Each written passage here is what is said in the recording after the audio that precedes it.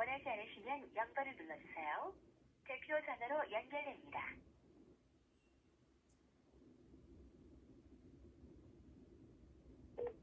서울시 자살 예방을 위한 마음이음 상담 전화입니다.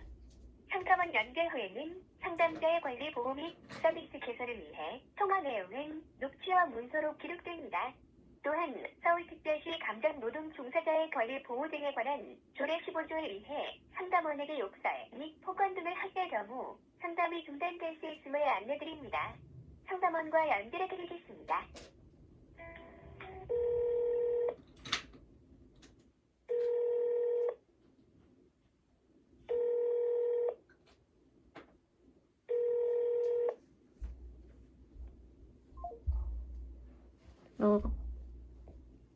끝났나?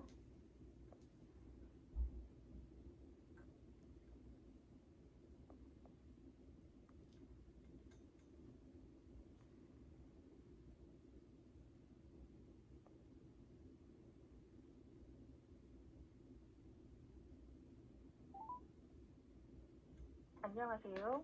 일산구산 예방 상담 전화입니다. 산업안전보건법에 따라 상담사 보호 조치를 시행 중입니다. 상담사에게 성희롱, 폭언 등을 하지 말아주세요.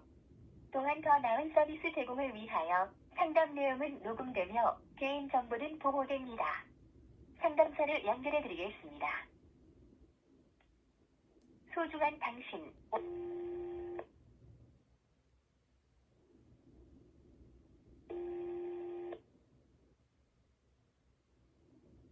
감사합니다. 일산구산 자살 예방 전화입니다. 무엇을 도와드릴까요?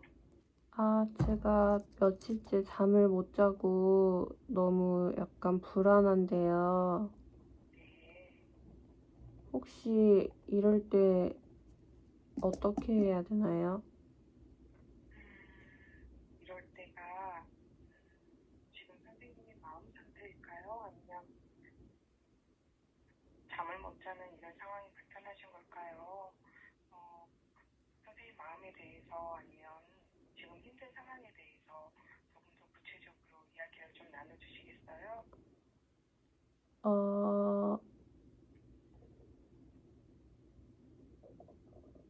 우선 잠을 못 자니까 자꾸 안 좋은 생각이 들고, 약간 이제 밖에 나가는 것까지 좀 두려워져서 조금 시원하게 잠을 자고 싶은데, 제가 지금 정신과는 다니고 있거든요. 근데 먹던 약도 지금 떨어지고, 원래 가는 병원도 오늘 선생님이 그 세미나셔가지고 약도 이제 없고 오늘을 버텨야 되는데 어떻게 해야 될지 모르겠어서 그 무슨 신경 안정제나 수면제 같은 수액 같은 게 있다는데 그런 걸 맞으러 가야 하는지 어떻게 해야 될지 궁금해서요. 그래요. 평소에 약을 먹고 있다고 했는데 어떤 증상으로 약을 좀 드시고 계세요?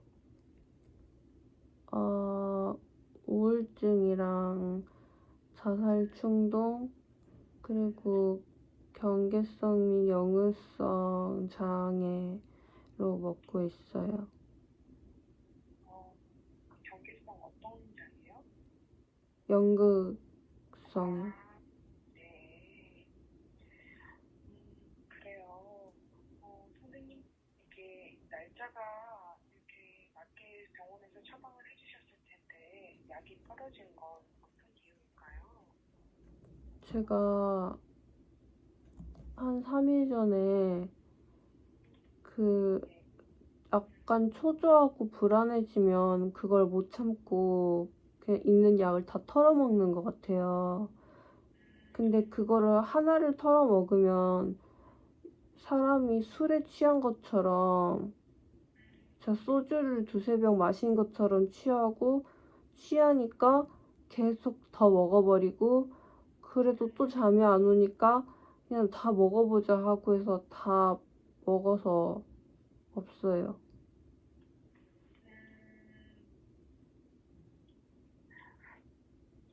그래요. 그렇게 한 번에 약을 이렇게 먹게 되면 보통 얼마나 먹어요, 약을? 한 번에 어, 처방받은 것보다 더 많은 양을 가다 복용하신 거잖아요. 그럼 네. 매체는 한 번에 이렇게 드세요? 5봉투 정도 먹어요. 원래는 선생님 하루에 몇 번 먹게 처방받으신 거예요? 저녁약 한 번이요. 그럼 5일치를 한 번에 드셨던 거네요. 네. 그리고 나서 그냥 주무시고 일어나신 거예요? 잠이 아예 안 오니까 계속 먹고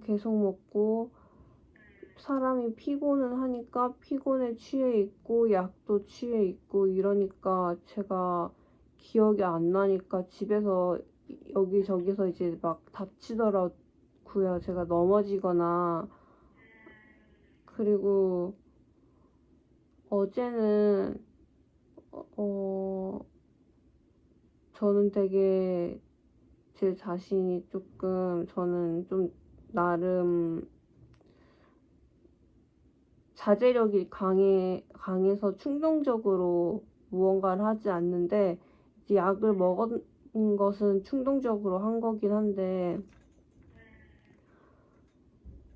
어제 충동적으로 정말 죽어버리고 싶다라는 생각을 해서 너무 긴장되고 무서운 거예요. 그렇게 충동적인 생각을 해본 적이 없어서.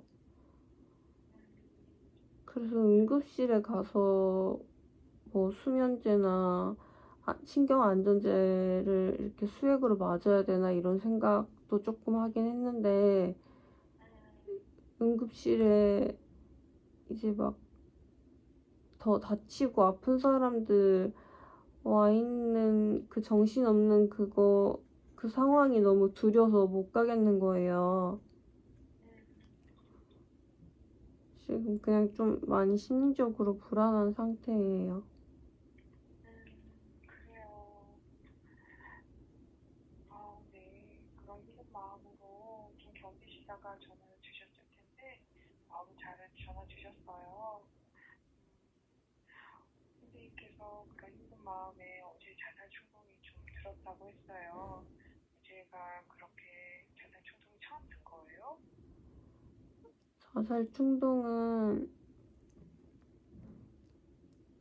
예전에 몇 번 시도를 했고요. 살았어요. 그래서 그 뒤로 계속 자살 충동을 느껴요. 그냥 2번 자살에 실패해서 이번에 자살을 한다면 완벽하게 하고 싶거든요. 실수 없이. 그래서 자살 카페 같은 데라도 가입해서 그 사람들은 고수잖아요. 완벽하게 해볼까? 이런 생각도 들기도 드는데, 그러니까 예전에는 무서워서 하지 못했던 자살 방법까지 이제 다 생각을 해버리니까 이게 제가 좀 무섭더라고요. 그래요. 동시에 자살 충동이 들면서도 그런 생각을 하고 있는 내 자신이 좀 무섭게 느껴지고 두려운 마음이 생길 수 있을 것 같아요. 네. 그렇지만 끊임없이 이런 자살 충동이 들다 보니 여러 가지 자살 방법도 생각해 드시고 시도도 해보셨는데 그 마지막으로 시도했던 데는 언제예요? 마지막은 2년 전인데요. 네. 2년 전에 정말 힘들었어서 내가 정말 사랑했던 사람 2사람이 알고 보니 그냥 내가 필요할 때만 찾는 존재라는 것을 제가 느끼고 나서 안 그래도 그때 조금 힘들었는데 더 힘들어서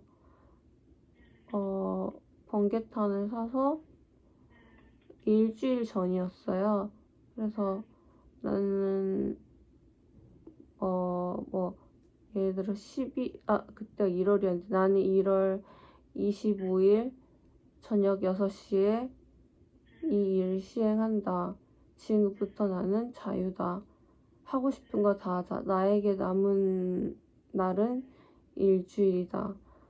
근데 그 일주일이 너무 행복하더라고요. 근데 그래서 번개탄을 피웠는데 눈이 너무 아파가지고 도저히 잠을 잘 수가 없겠는 거예요. 그래서 수면제 그때도 병원을 3년째 다니고 있었어요. 그때는.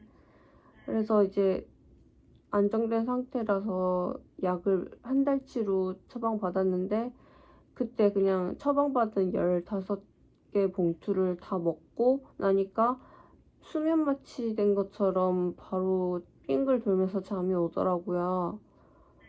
근데 그러다가 갑자기 속이 안 좋아서 깼는데 새벽 3시인 거예요. 근데 일어났는데 그 저녁 6시부터 새벽 3시까지 번개탄을 피웠고 그게 제가 될 때까지 다 됐는데 산 거예요. 근데 약을 너무 많이 먹어서 속이 진짜 너무 울렁거려 죽겠는 거예요. 그래서 그 너무 울렁거리는 게 고통스러워서 제가 제 손으로 살려달라고 119에 전화했거든요. 그래서 뭐 위세척도 받고 부모님들도 그때 알게 됐고 근데 그때 상태가 많이 심해서 폐쇄병동 가야 된다고 하셨는데 폐쇄병동 한번 가봤는데 환자분들이 제가 봤을 때 너무 무서운 거예요. 이렇게 약간 침을 질질 흘리고 있고 다들 동공이 풀려 있고 약간 한 자리를 빙글빙글 돌고 있고 남들이 봤을 때 내가 그렇게 보일 수도 있겠지만 제가 그분들 봤을 때는 너무 무서웠거든요. 그래서 그러면 보호자가 필요해서 엄마 집에서 조금 묵게 됐는데 그러다가 근데 엄마가 어렸을 때 저한테 사랑을 안 주셨거든요. 아빠랑 함께. 아빠가 저 자주 때리기도 하고 엄마랑 이야기하는 거를 들었어요. 제가 거실에 물을 마시러 나왔는데 안방 문이 열려 있어서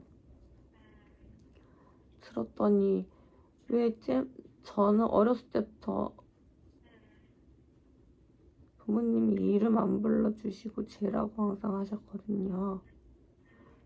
왜 쟤 싫어하냐고.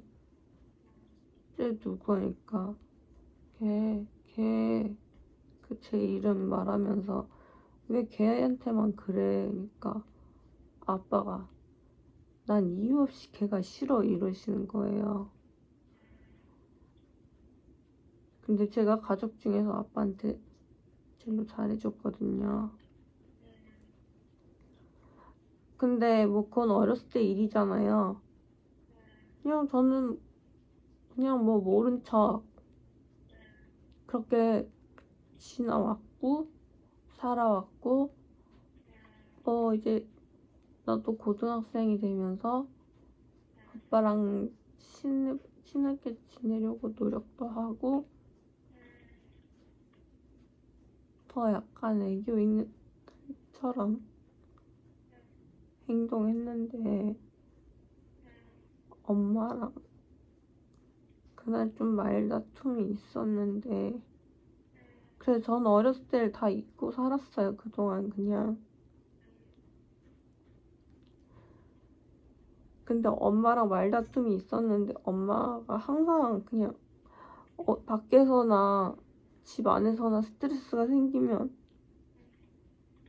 맨날 저만 정말 잡돌이를 하거든요. 숨도 못 쉬게 사람을 힘들게 만들어요. 그래서 그때는 이제 제가 성인이었거든요. 21살 정도였는데 저도 이제 성인이고 참을 만큼 참았기 때문에 엄마한테 약간 대들듯이 말을 하긴 했어요. 근데 그걸 아빠가 듣더니 앞에 내용도 뒤에 내용도 뭐 아무것도 모르면서 또 어렸을 때처럼 저한테 말 조심히 하라면서 너 어렸을 때처럼 또 그렇게 얻어맞고 싶냐고 그러시는 거예요. 네가 이뻐서 안 때리는 게 아니고 네가 커서 생각해서 너 생각해줘서 안 때리는 거다. 근데 한 번만 더 이러면 뭐 또다시 때릴 것처럼 이야기를 하는데 이제 제가 커서 맞을 일은 없죠. 근데 그래서 그때부터 다시 우울함이 시작된 것 같아요. 그리고 또 엄마가 약간 갱년기가 오셨는지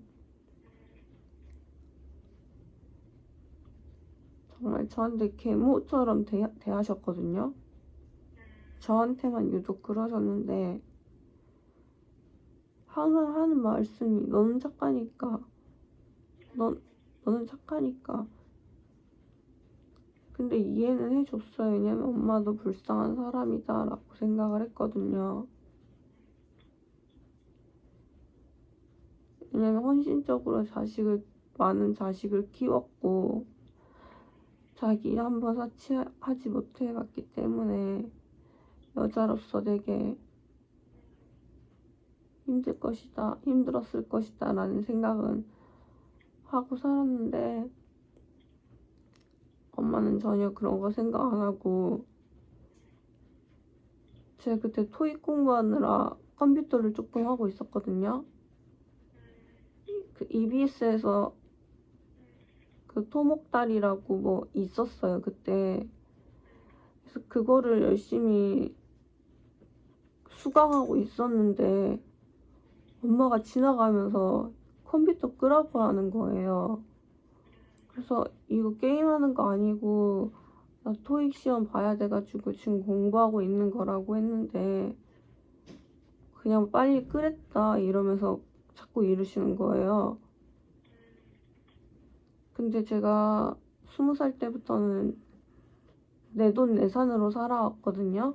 엄마한테 손 벌린 적 한 번도 없고 그거 수강 신청도 제가 제 돈으로 한 거고 열심히 해야 조금 환급을 해준다 했기 때문에 출석도 열심히 한 건데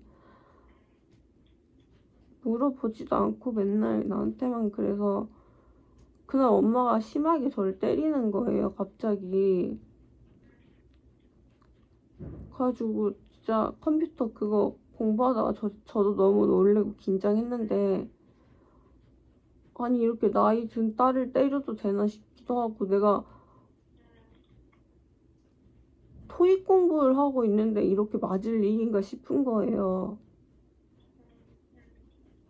그래서 저도 그때 너무 화가 나가지고 식탁 위에 칼이 있는 거예요. 그래서 진짜로 그 칼로 찔러버릴까 이 생각을 했는데 똑같은 사람이 되면 안 되잖아요. 그래서 그냥 옆에 스티로폼 박스 있잖아요.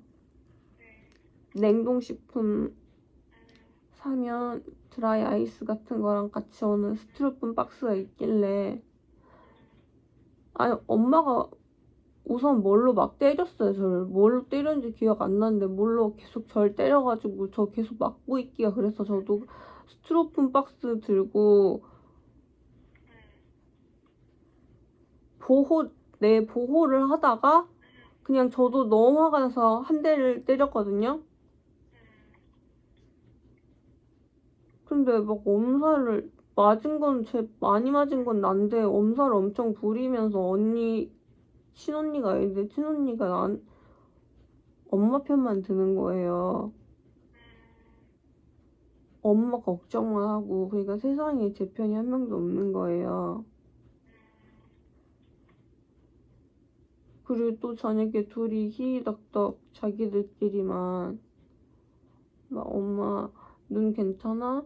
막 괜찮아? 어떡해? 이러고 아니 엄마는 괜찮아. 그래서 저것이 진짜 이제 희어났더니 사람까지 막 이제 때리고 미친 거 아니냐 하는데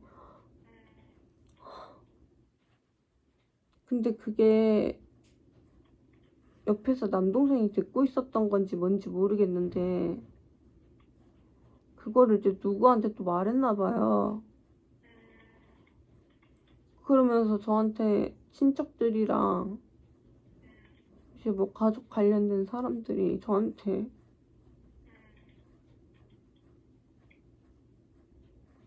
저를 약간 그런 자식 취급하는 거예요.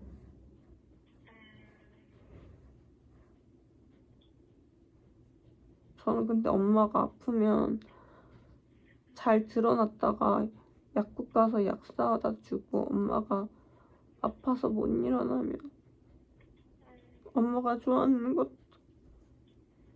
사다 주고 근데 언니들은 자기 놀기만 바쁘고 엄마가 아픈지도 모르고 그러거든요.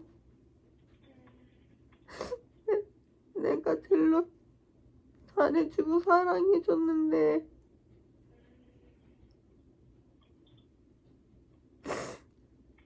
나만 제일로 나쁜 딸이 된 거예요.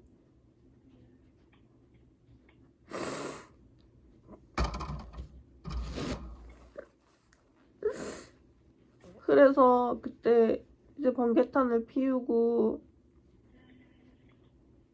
일주일 정도 집에 있었는데 왜냐면 폐쇄병동은 너무 제가 무서워서 못 갈 것 같아가지고 근데 그때도 자살 중독이 너무 심했어요. 식탁에 칼 보면 저 칼로 어떻게 해서 죽을 수 있지? 끈을 보면 저걸로 어디에다가 목을 매야 되지? 창문을 보면 저기로 바로 뛰쳐나가면 죽겠지? 그냥 온통 머릿속에 이런 생각뿐인 거예요, 정말로. 근데 또 살까봐 그게 너무 무서운 거예요. 근데 엄마가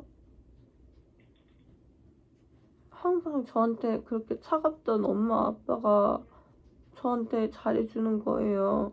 근데 잘해주는 것도 그냥 언니랑 동생들한테 해주는 것에 그냥 반 정도? 근데 그렇게 해줄 수 있었으면서 안 해준 거잖아요.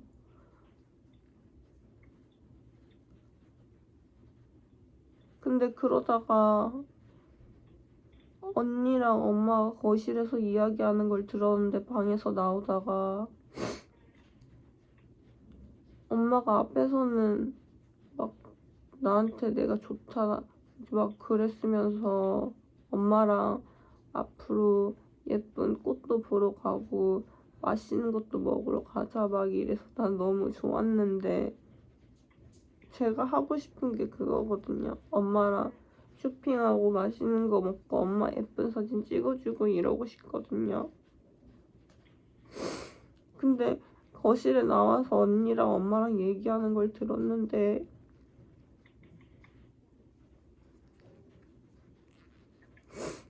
엄마가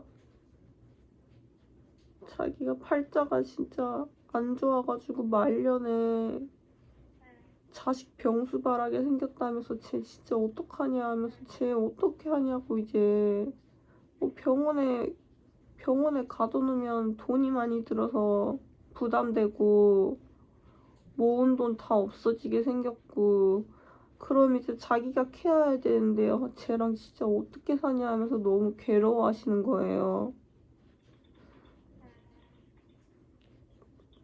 그 말을 들으니까 그 집에 더 이상 있을 수가 없었거든요.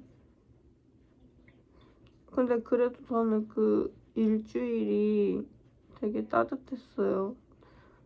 제가 한 번도 받아보지 못한 언니들과 동생은 항상 받고 살았겠죠. 근데 저는 조금이나마 받아서 좋았고요. 근데 그 이후로 제가 불면증은 없어졌어요. 왜냐면 내가 노력해도 안 되는 게 있구나라는 걸 많이 생각했거든요. 그건 이제 내가 노력해도 되지 않는구나 라는 것을 느끼니까 그 뒤로부터 가족 간의 관계는 완전 풀려버렸고 나 혼자 이제 풀려버렸고 불면증이 사라졌는데 그래서 2년 동안은 약도 끊고 이제 정상적으로 잘 살았는데 최근에 다시 갑자기 불면증이 생기고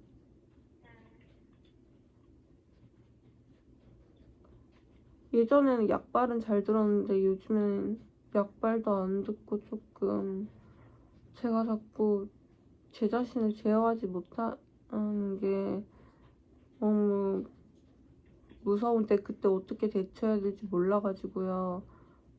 병원을 응급실을 어떻게 이용해야 될지 방법을 좀 알고 싶어요. 이런 경우에.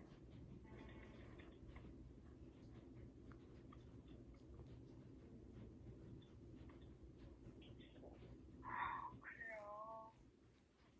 선생님이 어떤 마음 상태에 대해서 어떻게 이런 마음을 갖게 됐는지 말씀하시기 쉬운 부분이 아닐 텐데 전해줘서 너무 고맙고 잘 들었고 선생님 마음이 얼마나 공허하기도 하시고 상처가 깊을지 좀 이해가 되고 저도 안타깝습니다. 유독 부모님께서 선생님에게만 다른 형제와 다르게 차갑게 대한 모습에 그동안 상처를 받으셨